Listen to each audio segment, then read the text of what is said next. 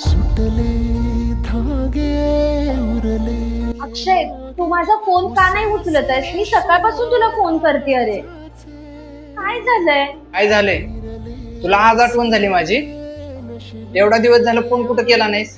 अरे तसं नाही, मला सांग.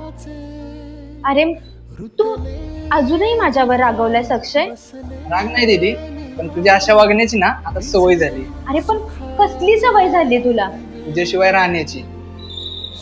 अरे अक्षय, असं काय बोलतोयस तू? असं बोलतोय कारण तुझ्या लग्नाआधी ना मी तुझं सगळं जग होतो, पण आता मी तुझ्या कॉन्टॅक्ट लिस्ट मधला फक्त एक नंबर म्हणून राहिलोय.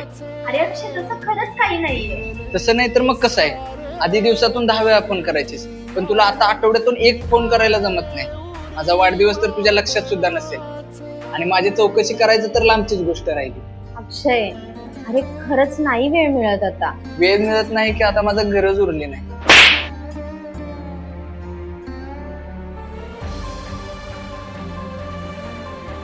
तुला माहितीये अक्षय, रोज देवासमोर तुझं नाव घेतल्याशिवाय माझा दिवस सुरू होत नाही. मला का कधी ते जाणवलं नाही?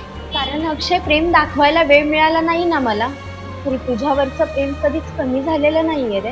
शब्दांनी सगळं भरून निघत नाही दीदी. मला माहितीये अक्षय, म्हणूनच तर तुला सकाळपासून वेड्यासारखी फोन करत होते.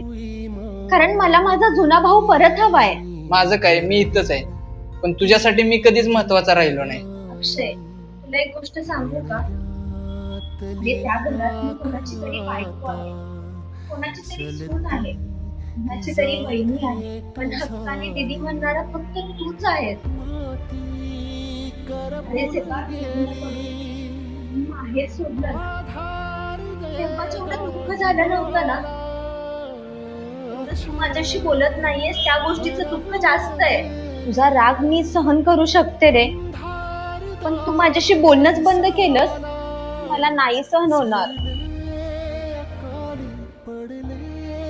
दीदी, पुढच्या वेळी फोन करायला उशीर करू नकोस, नाही करणार. कारण तुझा भाऊ तुझ्या फोनची वाट बघत असतो. सुटले धागे उरले माग उसासे सुन्या काळजा.